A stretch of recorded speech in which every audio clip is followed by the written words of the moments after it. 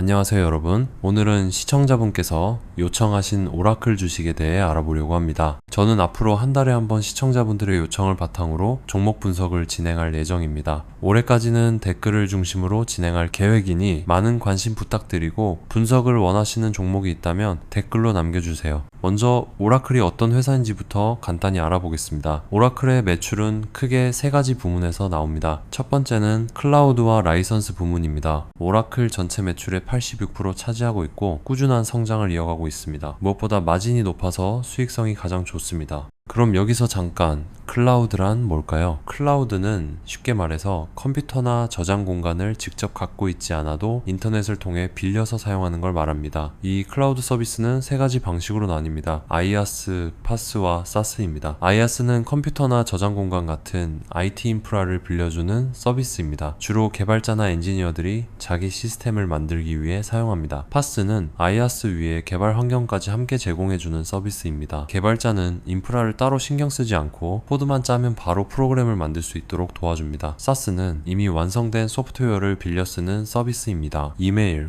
회계, 인사관리 같은 걸 쓸 수 있게 해줍니다. 아주 간단히 말하면 IaaS는 땅을 빌리는 것입니다. 뼈대부터 집을 직접 지어야 하는 상태죠. PaaS는 집은 이미 지어져 있고 가구나 인테리어만 본인이 꾸미면 되는 상태입니다. SaaS는 가구까지 모두 갖춰진 집을 그대로 빌려 쓰는 것입니다. 그냥 들어가서 살기만 하면 되죠. 이러한 클라우드 서비스를 오라클은 모두 제공하고 있습니다. IaaS에는 컴퓨팅, 스토리지, 네트워크 같은 기본적인 클라우드 서비스와 AI 인프라가 포함되어 있고, SaaS에는 ERP, HCM, SCM, CX 같은 기업용 소프트웨어, PaaS에는 오라클의 핵심인 데이터베이스 플랫폼이 포함되어 있습니다. 두 번째는 하드웨어 부문입니다. 전체 매출의 약 5%를 차지하고 있고 최근 성장은 정체되어 있습니다. 이 부문에서는 엑사 데이터를 기반으로 한 고성능 데이터베이스 시스템을 만들고, 클라우드처럼 원격으로 접근하는 방식보다는 아예 서버를 직접 납품하거나 판매해서 수익을 냅니다. 하지만 요즘 대부분의 기업들이 클라우드를 활용하는 상황이라 이런 방식은 다소 옛날 방식입니다. 실제로 오라클도 이 부문에는 더 이상 크게 투자하지 않고 클라우드 중심으로 전략을 옮기는 모습입니다. 세 번째는 서비스 부문입니다. 전체 매출의 약 10%를 차지하고 있고 컨설팅, 클라우드 이전, 기술 지원 같은 서비스가 여기에 포함됩니다. 이 부문은 인프라를 기반으로 하기보다는 사람의 역할이 더 중요하다 보니 인건비가 많이 들어가고 그만큼 마진도 낮습니다. 전체적으로 보면 오라클은 클라우드 중심으로 확실히 방향을 잡은 모습입니다. 그럼 이제 오라클의 실적을 살펴보겠습니다. 먼저 매출 성장률부터 보면 오라클은 지난 2년 동안 분기별로 약 3%에서 11% 사이의 성장을 이어왔습니다. 눈에 띄는 수준은 아닙니다. 또한 수익성을 보여주는 하나의 지표인 잉여 현금 흐름은 최근 많이 줄어든 상태입니다. 하지만 이는 클라우드 산업의 특성상 AI 인프라 구축에 들어가는 막대한 자본 지출, 즉 캐펙스 때문입니다. 이런 상황에서는 잉여 현금 흐름만으로 수익성을 판단하기는 어렵기 때문에 보다 현실적인 기준인 매출과 영업이익 중심으로 비교해보는 게 좋습니다. 특히 영업이익은 기업이 실제 사업을 통해 벌어들인 이익을 보여주는 지표라 캐펙스 같은 자본 지출은 제외됩니다. 그럼 객관적인 시각으로 이 실적을 판단하기 위해 클라우드 시장의 주요 경쟁자인 AWS, Azure, 그리고 GCP와 비교하면서 분석해 보겠습니다.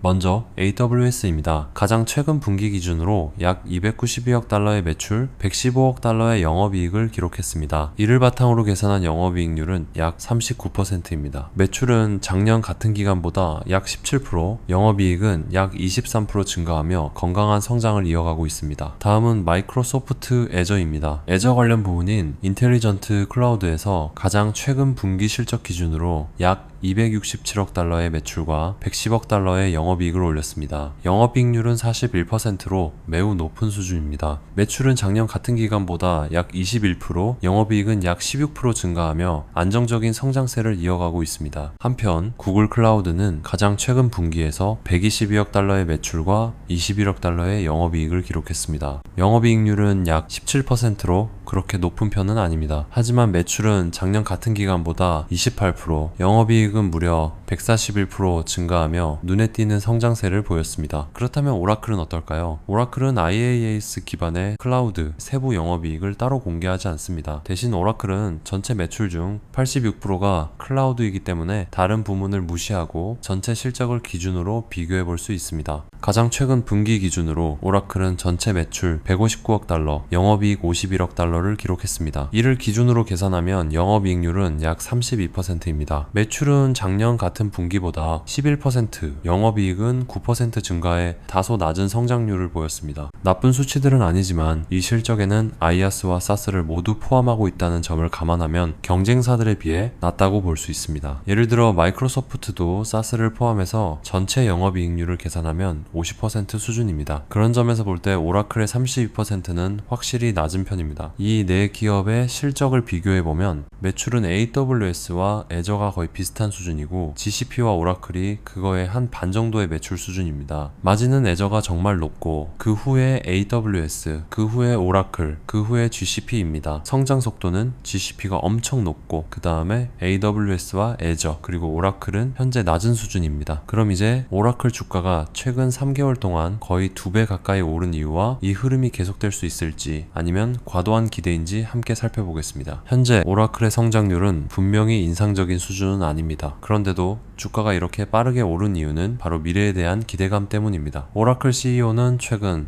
2025년 6월 30일 기준으로 매년 300억 달러를 받을 수 있는 계약들을 체결했다고 밝혔습니다. 이는 얼마 수준이냐면 지금 현재 연간 매출의 61% 상당의 양입니다. 현재 성장률이 낮은 오라클 입장에서는 이런 대형 계약이 판을 뒤흔들 수 있는 요소입니다. 게다가 이번 분기 실적 발표에서 오라클은 1380억 달러 규모의 남은 수행 의무가 있다고 밝혔습니다. 이건 이미 계약이 완료된 매출, 즉 앞으로 언젠가는 실현될 수 있는 수익이라는 뜻입니다. 다만 이 계약들이 몇 년에 걸친 것인지는 구체적으로 공개되지 않았기 때문에 이 숫자의 실제 의미에 대해서는 해석이 엇갈릴 수 있습니다. 여기에는 스타게이트 이니셔티브 등 대형 계약들이 포함된 것으로 보입니다. 지금 오라클의 분위기는 분명 긍정적입니다. 최근 다양한 신규 계약이 이어지고 있고 금융권, 정부기관은 물론 우버, 페덱스, 토요타, 줌 같은 대기업들과도 계약이 체결돼 있습니다. 이런 계약들은 대부분 장기적이고 안정적인 구조를 가지고 있어서 앞으로 실적에 꾸준히 기여할 가능성이 높습니다. 여기서 제가 보는 오라클의 가장 큰 차별화 포인트는 가격입니다. 실제 사례들을 보면 같은 성능 기준에서 오라클이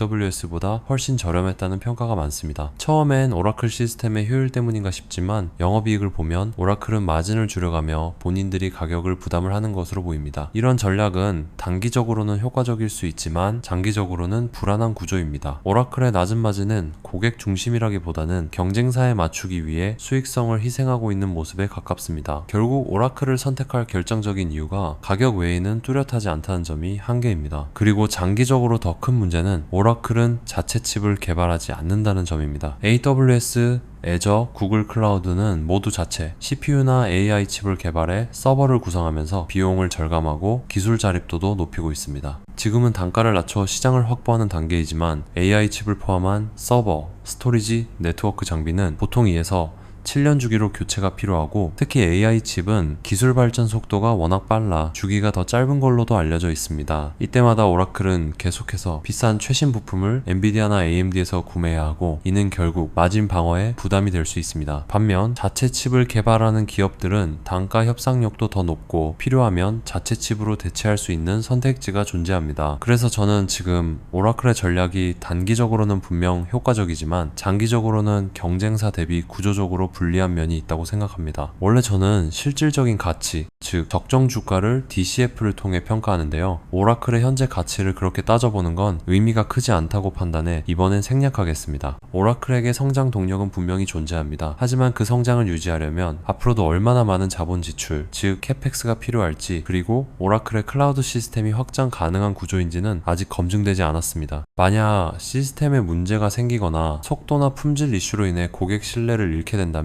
성장률도 쉽게 떨어질 수밖에 없습니다. 현재 오라클의 클라우드 시장 점유율은 낮은 수준이기 때문에 이런 시나리오도 충분히 가능성이 있습니다. 또한 지금은 벌어들이는 현금보다 투자 지출이 더 많아서 잉여 현금 흐름은 마이너스 상태입니다. 이런 구조에서는 이 산업이 정말 수익성이 있는지 의문이 들 수밖에 없습니다. 게다가 아직 성장 초기 단계에서 부채도 많은 상태라 DCF로 계산해도 미래 가능성 대비 실질 가치는 낮게 나올 수밖에 없습니다. 오늘 영상 워렌 버핏의 명언으로 마무리하겠습니다. 나는 무너뜨릴 수 없는 해자로 보호받는 경제적 성을 가진 기업을 찾는다. 버핏은 해자가 확실하면서 실적까지 좋은 기업에 투자하는 걸 선호합니다. 저는 오라클에서도 단순한 가격 외에 구조적인 강점을 더 보고 싶었습니다. 하지만 지금까지 여러 방면에서 살펴본 결과 오라클 클라우드의 경쟁력은 가격 말고는 뚜렷한 강점이 없어 보입니다. 오라클이 운영하는 대부분의 영역은 이미 강력한 경쟁사들이 가득한 시장이고 그 안에서 오라클만의 특별한 해자는 아직 보이지 않습니다. 오늘 영상 끝까지 시청해 주셔서 감사합니다.